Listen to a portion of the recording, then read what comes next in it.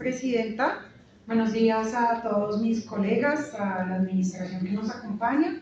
y también a las entidades de control. Gracias.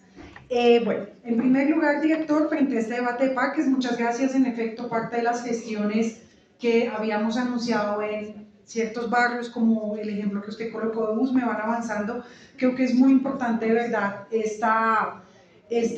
interacción directa con las comunidades en torno al cuidado de sus parques, porque sin duda los parques son un espacio clave de la vida barrial, y por ahí yo quiero empezar. Creo que los parques sin duda son un escenario para el deporte profesional, para las escuelas, para todo lo que se ha dicho, pero también son un espacio de encuentro comunitario fundamental. Y yo creo que una de las grandes crisis que hoy está enfrentando nuestra ciudad es justamente el debilitamiento de esa vida barrial, de ese tejido comunitario, la desconfianza que se genera en la gente, el miedo fruto de las dinámicas de inseguridad, de la toma, en realidad lo hemos dicho en varios debates, y es que el debilitamiento de estos tejidos comunitarios y de la posibilidad de que la gente confíe la una en la otra en los espacios de compartir en sus barrios es una de las estrategias claves que las economías ilegales están utilizando para fortalecer sus rentas, pero también para debilitar la capacidad de las comunidades de responder, ¿cierto? Y de apropiarse de estos escenarios. Y espacios poco apropiados en la ciudad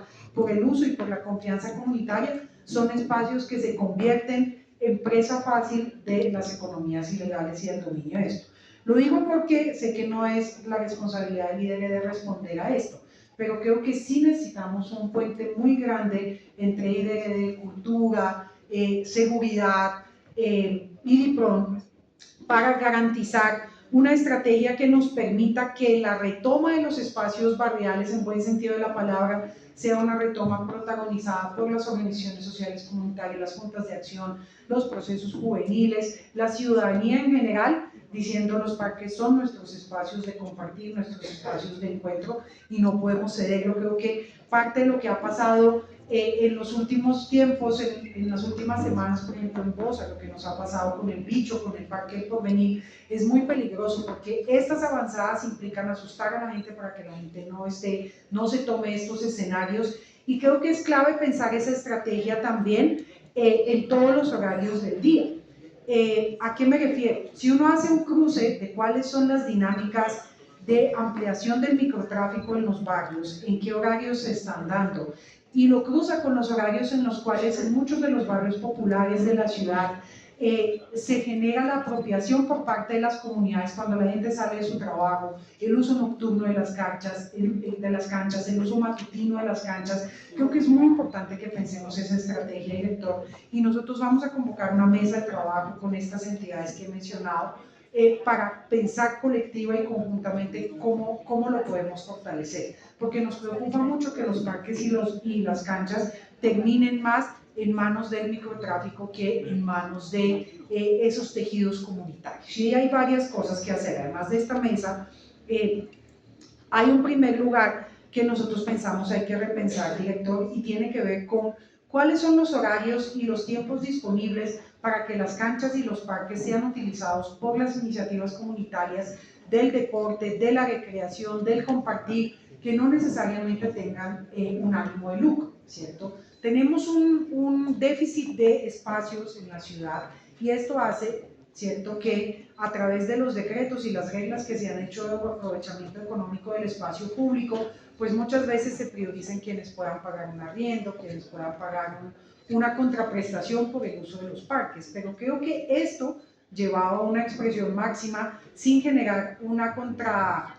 propuesta en cuanto al uso de los parques de parte de esas organizaciones e iniciativas comunitarias que no necesariamente están ligadas al lucro en el deporte o en las actividades recreativas, nos está generando un desequilibrio. Yo quiero invitarle a que repensemos cuáles son esos tiempos mínimos, esos espacios base que las organizaciones pueden contar en sus barrios, en sus canchas, en sus parques, para ser usadas, que no entre a reñir con las escuelas que tienen también unos cobros económicos y demás. Creo que eso es algo muy, muy importante para la ciudad, pero también cómo hacemos para que la distribución de horarios en el uso de los parques y las canchas pueda darse priorizando a quienes son del territorio. A veces se le presta la cancha a una escuela que viene de otro barrio, de otro territorio. Yo no estoy en contra de eso, creo que hay que optimizar el uso, pero sí creo que debe haber unos criterios que permitan que quienes más cerca estén, quienes más apropiado tengan el territorio, puedan acceder de manera prioritaria y que esto esté ligado además a otro tipo de actividades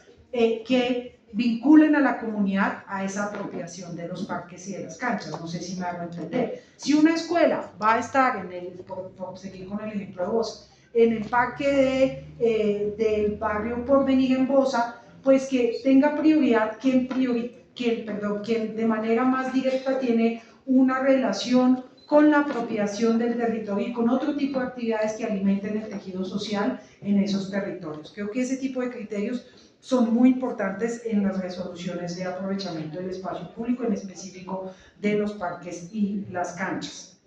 Lo otro es pensar en qué tipo de mecanismos existen para generar pactos y acuerdos colectivos en torno al uso de los parques y de las canchas. ¿Por qué? Porque son múltiples los actores que las necesitan utilizar. Y esto ha generado conflictividades. Voy a ponerle el ejemplo de algunos de los parques que tenemos, por ejemplo, en Chapinero Alto, para irme a una zona completamente distinta de su configuración. En estos parques de Chapinero Alto, que es una de las zonas además que menos espacio público tiene, si uno mira el índice local general de Chapinero, está bien, pero cuando uno focaliza en Chapinero Alto, por ejemplo, casi no hay espacios públicos. ¿Por qué? Porque se le dio rienda suelta a una lógica de construcción que no pensó en dejar los espacios públicos. Entonces, en las horas pico, por ejemplo, entre las 5 y las 8 de la noche, 5 de la tarde y 8 de la noche, tenemos en esos mini parques, además que muchos son de bolsillo, la gente que sale a pasear la mascota, la gente que sale de su trabajo y utiliza el espacio para jugar fútbol o para usar la gente que hace deporte, calistenia y demás, y se han generado unos choques muy fuertes entre quienes quieren usar el parque, tan así que quienes sacan, digamos, quienes salen con sus niños, niñas, por ejemplo, dicen no podemos porque está la cantidad de mascotas que están en los parques que no hay lugar para los niños y niñas. Parte de lo que nosotros habíamos propuesto es que se generara una estrategia de generación de pactos colectivos frente al uso, los horarios y demás de estos espacios para además bajarle a la conflictividad, pero también reconocer el valor que estos espacios tienen y la complementariedad que podrían tener entre unos espacios de parque y otros que se podrían especializar en cierto tipo de dinámicas y otros en otras para, digamos, organizar esto. Eso es algo que también me parece que de pronto ha perdido continuidad y sería muy bueno retomarlo porque estos pactos dan muy buen resultado. Y finalmente, hay una valoración que creo yo nos está afectando en la capacidad de toma de decisiones. Las UPZ ya no son el lugar específico, aprovechando que está aquí la Secretaría de Planeación, las UPZ ya no son el lugar que genera un reporte, un análisis frente a lo que ocurre en nuestra ciudad a nivel zonal, pero tampoco lo están siendo plenamente las UPLs y las localidades son una unidad demasiado grande. Vuelvo al ejemplo de Chapinero. Si revisamos Chapinero, tiene suficiente espacio público, pero si focalizamos ciertos lugares de Chapinero como Chapinero Alto, no los tiene. Pero nos está afectando la toma de decisiones, la incapacidad de tener los datos zonalmente organizados, ¿cierto? Y quisiera que nos contaran esto en qué va y cómo lo organizamos mejor en los parques, porque yo sí pienso, director, y con esto termino, que para tomar las decisiones sobre el uso de los parques no podemos tener una política unificada solamente en todo Bogotá, porque es muy distinto tener que tomar esa definición en la parte sur de Bosa, que en la parte del borde urbano rural de Usme,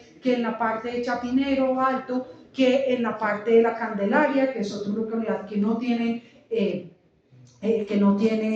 espacios públicos casi para compartir, que en Rafael Uribe Uribe, que es una de las zonas más densamente pobladas y no tiene parques ni espacios de canchas para compartir, o en Ciudad Bolívar. Entonces lo digo es porque sí podemos llegar a acuerdos para generar nuevos espacios de parques, nuevos espacios de canchas, pero esto tiene que estar basado en un análisis mucho más situado de la ciudad que el análisis local, y creo que los datos que tenemos no nos lo están permitiendo. También quiero insistir mucho en la ampliación de los horarios en estos 30 segundos, porque hay lugares que sí necesitamos habilitar para el uso nocturno de manera mucho más efectiva, articularlo en una política Bogotá 24 horas, porque sí existe la necesidad, pero creo que al no tener este análisis más situado, no estamos logrando tomar las mejores decisiones en ese sentido. Muchas gracias. Con gusto, concejal. Terminamos entonces la intervención de voceros y vamos a